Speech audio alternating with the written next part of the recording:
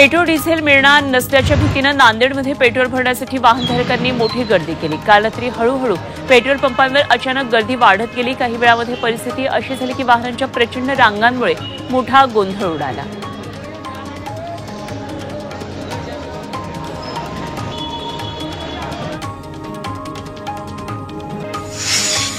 इंधन वाहतूक बंदचा फटका हा सर्वत्र दिसून येतो। येवल्यामध्ये काही पेट्रोल पंपांवर इंधन शिल्लक नसल्याने अक्षरशः ज्या ठिकाणी पेट्रोल आहे त्या ठिकाणी नागरिक पेट्रोल भरण्यासाठी तोबा गर्दी करतात।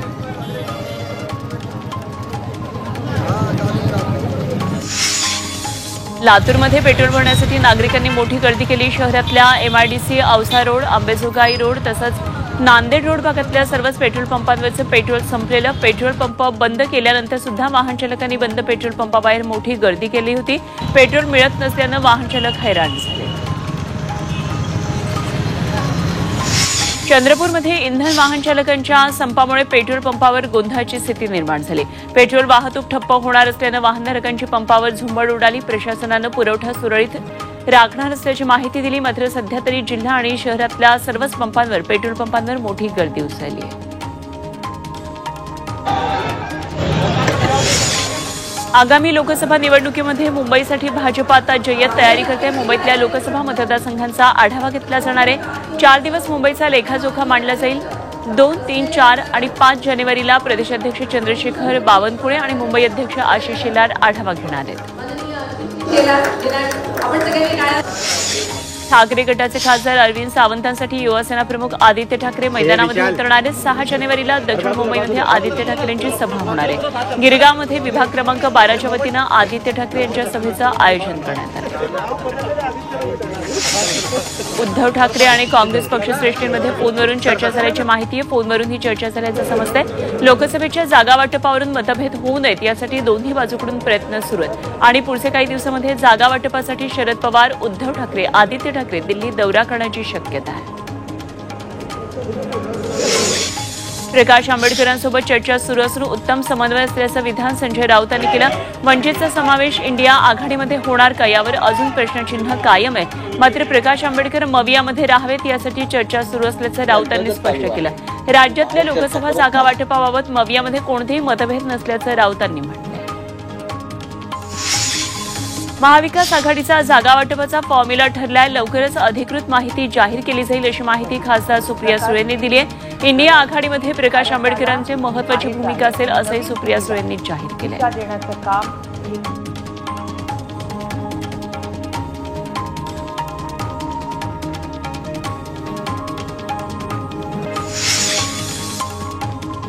मंत्रिपदाची अपूर्ण इच्छा पूर्ण कर अशी प्रार्थना शिंदे गटाचे आमदार भरत गोगावलेंनी कोल्हापूरच्या अंबाबाईकडे केली आहे। भरत गोगावलेंनी आज नवीन वर्षाची सुरुवात अंबाबाईच्या दर्शनानं केली। येत्या महिनाभरामध्ये मंत्रिमंडळ विस्तार होईल तेव्हा मंत्रिपदाची इच्छा पूर्ण होईल असं विधान गोगावलेंनी केलं। आता ती तर सगळ्यांचीच आमच्या मतदारसंघातल्या लोकांची, कार्यकर्ते, पदाधिकाऱ्यांची। शिवसेनेचे माजी मंत्री बबनराव घोलपांनी मुख्यमंत्री शिंदेंची भेट घेतली। अनेक दिवसांपासून घोलप नाराज असल्याची चर्चा होती आणि त्यात ही भेट झाल्यानं राजकीय वर्तुळात चर्चांना उधाण आलंय। दरम्यान ही राजकीय भेट नसल्याचं मुख्यमंत्री एकनाथ शिंदेंनी स्पष्ट केलंय।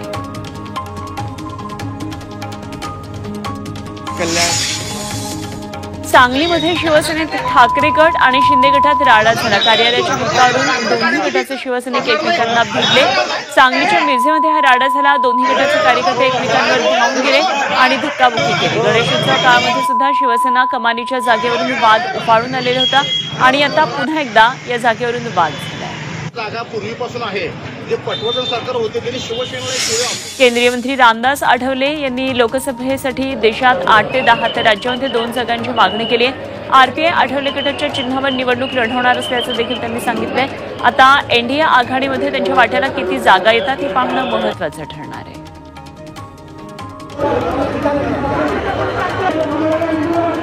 कसे आहे की देशभरामध्ये आम्हाला एक 8-10 जागा मिळाव्यात अशी आमची।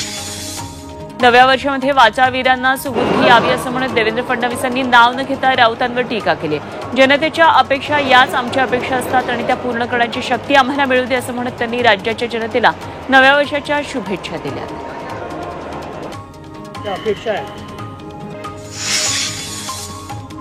सांगलीच्या इस्लामपूरमध्ये कलश पूजन आणि अक्षता वाटप सोहळा पार पडला। या कलश पूजन सोहळ्याला भाजपच्या नेत्यांसोबत शरद पवार गटाचे प्रदेशाध्यक्ष जयंत पाटील यांनीही उपस्थिती लावली।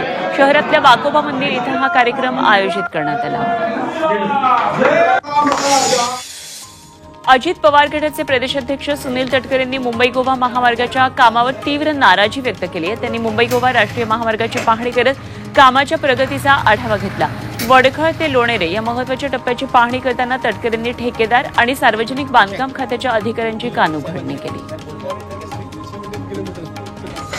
सिल्लोड तालुक्यातल्या निलोड गावामध्ये मंत्री अब्दुल सत्तार यांच्या वाढदिवसानिमित्त लावलेले बॅनर मराठा आंदोलकांनी काढले। मराठा आरक्षण मिळेपर्यंत नेत्यांना गावबंदीसह बॅनरबंदी करण्यात आली आणि त्यावेळी सत्तारांचे बॅनर काढून टाकण्यात आले। सत्तारांच्या वाढदिवसानिमित्तानं हे बॅनर लावण्यात आले।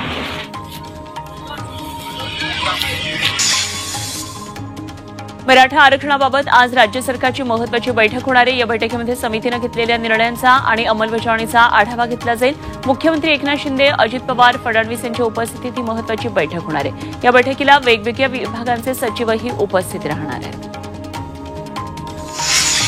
छगन भुजबळ राजकारणी आहेत आणि त्यांच्या नादाला लागून फुकटचं भांडण विकत घेऊ नका, सभेमध्ये लोक दाखवून केसेस मागे घेण्याचं काम सुरू आहे, अशा शब्दांमध्ये मनोज जरांगेंनी पुन्हा एकदा छगन भुजबळ यांच्यावर निशाणा साधला। 20 तारखेपर्यंत राज्य सरकारसाठी चर्चेची दारं खुली आहेत। आंतरवालीतून आम्ही पाय बाहेर टाकला की चर्चेची दारं बंद, असंही जरांगेंनी म्हटलंय। जरांगे मोर्चा काढतील त्यावेळी आम्हालाही मोर्चाची परवानगी द्या, अशी मागणी ओबीसी नेते प्रकाश शेंडगे यांनी मुख्यमंत्र्यांकडे केल्याचं समजतंय। नवीन वर्षाच्या पहिल्याच दिवशी ओबीसी नेते प्रकाश अण्णा शेंडगे मंत्रालयामध्ये मुख्यमंत्र्यांच्या भेटीला पोहोचले आणि दोघांमध्ये बंद दारात चर्चा झाली। 13 जानेवारीला दिल्लीमध्ये मराठा महासंघ, जाट महासभा आणि गुजर मराठा यांची ऐतिहासिक बैठक होणार आहे। आरक्षणापासून वंचित असलेल्या घटकांना सोबत घेत त्यांच्या आरक्षणाचा प्रश्न सोडवण्यासाठी बैठक असल्याची माहिती मराठा महासंघाचे संभाजी दहातोंडे यांनी दिली। लोकसभा आणि विधानसभा निवडणुकीसाठी मराठा आरक्षणाची घोषणा करू नका, तर टिकणारं मराठा आरक्षण द्या, अशी मागणी शरद पवार गटाचे प्रदेशाध्यक्ष जयंत पाटील यांनी केली आहे।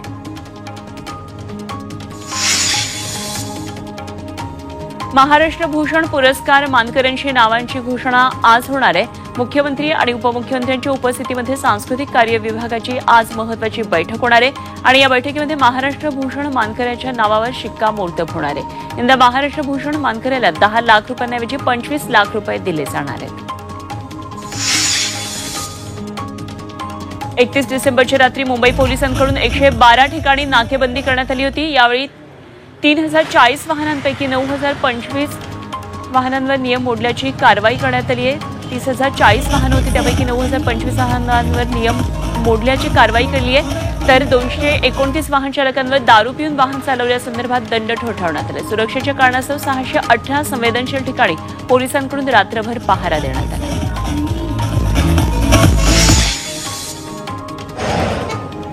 नवी मुंबई पोलिसांनी 31च्या निमित्तानं राबवलेल्या ड्रिंक अँड ड्राईव्हच्या मोहिमेमध्ये 236 तळीरामांवर कारवाई केली आहे। याशिवाय पोलिसांनी वाहतुकीच्या नियमांचं उल्लंघन करणाऱ्या शेकडो वाहन चालकांवर देखील दंडात्मक कारवाई केली आहे। नवीन वर्षाच्या पहिल्याच दिवशी गॅस सिलेंडरच्या किमतीमध्ये कपात झाली आहे, मात्र ही कपात व्यावसायिक एलपीजी गॅस सिलेंडरच्या किमतीमध्ये झाली आहे। व्यावसायिक गॅस सिलेंडर 1.5 ते 4.5 रुपयांनी स्वस्त झाले, तर घरगुती गॅसचे दर जैसे थे याआधी 22 डिसेंबरला व्यावसायिक गॅसच्या किमती कमी झालेल्या होत्या। 22 जानेवारीला सार्वजनिक सुट्टी जाहीर करा, अशी मागणी भाजपा आमदार अतुल भातखळकर यांनी मुख्यमंत्र्यांकडे केली आहे। 22 जानेवारीला राम मंदिर प्राणप्रतिष्ठा कार्यक्रम आहे। राम मंदिराच्या सोहळ्या दिवशी दिवाळी साजरी होणार आहे। या सोहळ्याला नागरिकांना उपस्थित राहता यावं, यासाठी सार्वजनिक सुट्टी आवश्यक असल्याचं म्हटलंय।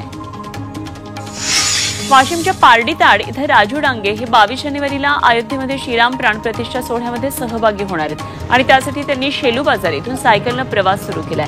1041 किलोमीटरचा हा प्रवास करून ते या सोहळ्यामध्ये सहभागी होणार आहेत आणि हा प्रवास 11 दिवसामध्ये पूर्ण करणार असल्याचा त्यांचा निर्धार आहे।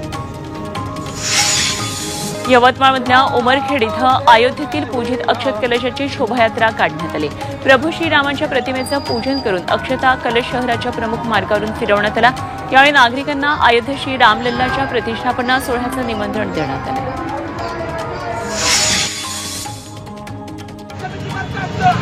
सामाजिक कार्यकर्ते दत्तात्रय खडतरेंनी पंढरपूरमध्ये बेमुदत आंदोलन सुरू केलं. श्री विठ्ठल रुक्मिणी मंदिर समितीवर प्रशासक नियुक्त करण्याच्या मागणीसाठी आंदोलन करण्यात येत आहे. एका बचत गटाला दिलेला प्रसाद बनवण्याचा ठेका निविदा ही बेकायदेशीर असून संबंधित व्यक्तीवर कारवाई करावी. मंदिर समितीची मुदत संपली आहे, तिथं प्रशासक नेमावा अशी मागणी आहे. कल्याणच्या लक्ष्मी भाजी मार्केटमध्ये महापालिकेचे उपायुक्त अतुल पाटील यांनी प्लास्टिकच्या पिशव्या वापरणाऱ्या व्यापाऱ्यांवर दंडात्मक कारवाई केली. यावेळी कापडी पिशव्या वापरण्याचं आवाहन केलं. बाजारातला कचरा डस्टबिनमध्ये टाका, कचरा रस्त्यावर दिसेल तर बाजार बंद करण्याची कारवाई करण्यात येईल असा इशारा भाजी विक्रेत्यांना त्यांनी दिला. धुळे जिल्ह्यामध्ये जलसाठा झपाट्यानं कमी होतोय, त्यामुळे शासनानं 10 कोटींचा टंचाई आराखडा तयार केलाय. मात्र अपेक्षित अंमलबजावणी होत नसल्यानं पाणी टंचाई तीव्र झाली. धुळ्यातल्या अनेक लघु प्रकल्पामध्ये आता फक्त मृतसाठा शिल्लक आहे. त्यामुळे या धरणाहून पाणी घेणाऱ्या शेतकऱ्यांना प्रशासनानं शेतीपंप काढण्याच्या नोटिसा बजावल्या. दर चांगले मिळतील या आशेनं धुळे जिल्ह्यामध्ये अनेक शेतकऱ्यांनी पपईची लागवड केली. गेल्या महिन्यामध्ये पपईला 23 ते 24 रुपये किलो असा दर होता. मात्र आता फक्त 4 ते 5 रुपये किलो दरानं पपई व्यापारी घेऊन जातात आणि त्यामुळे शेतकऱ्यांचा उत्पादन खर्च मजुरी सुद्धा निघत नाहीये. त्यामुळे पपई उत्पादक अडचणीत सापडले. धुळ्यामध्ये कांद्याला भाव नसल्यानं धुळ्याचा कांदा गुजरातमधल्या अहमदाबादला विक्रीसाठी पाठवला जातोय. यंदा धुळे जिल्ह्यामध्ये कमी पावसामुळे कांद्याचं उत्पन्न कमी आलंय, त्यात कांद्याला भाव नाही. त्यामुळे शेतकऱ्यांनी आपला कांदा हा थेट गुजरात अहमदाबादला विक्रीसाठी पाठवलाय. नाशिकमधल्या पिंपळगाव बसवंतच्या नाफेड कार्यालयावर प्रहार शेतकरी संघटनेनं कांदा उत्पादकांसह धडक मोर्चा काढला.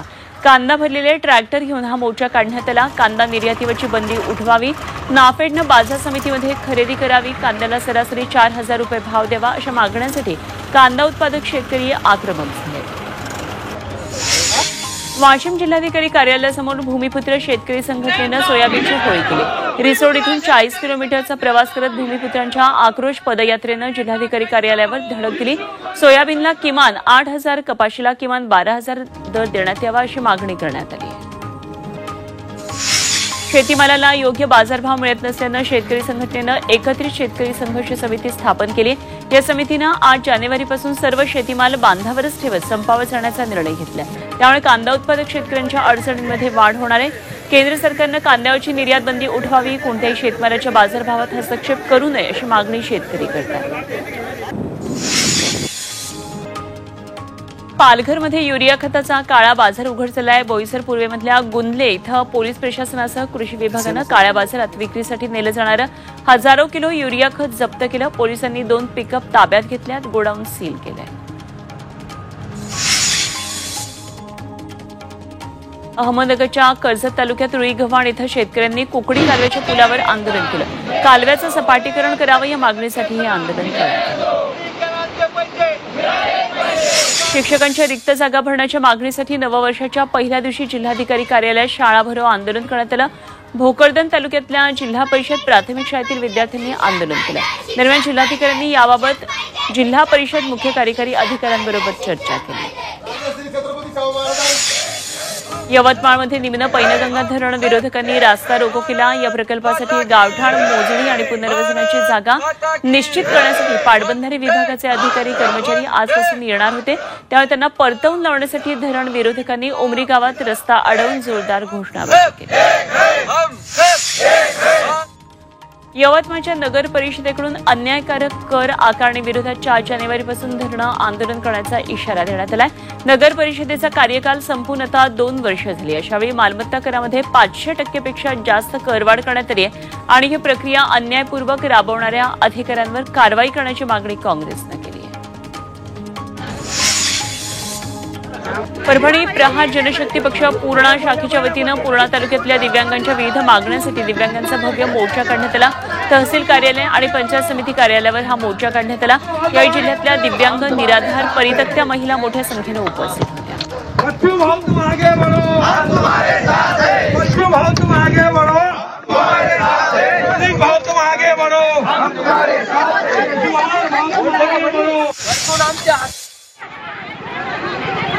वाशिम जिल्हाधिकारी कार्यालयासमोर अंगणवाडी सेविकांनी जेलभरो आंदोलन केलं. या आंदोलनाला खासदार भावना गवळींनी भेट दिली आणि यावेळी त्यांना विविध मागण्यांचं निवेदन देण्यात आलं. सेविकांना शासकीय कर्मचाऱ्यांचा दर्जा, मासिक पेन्शन तसंच ग्रॅज्युइटी द्यावी अशा मागण्या करण्यात आल्या.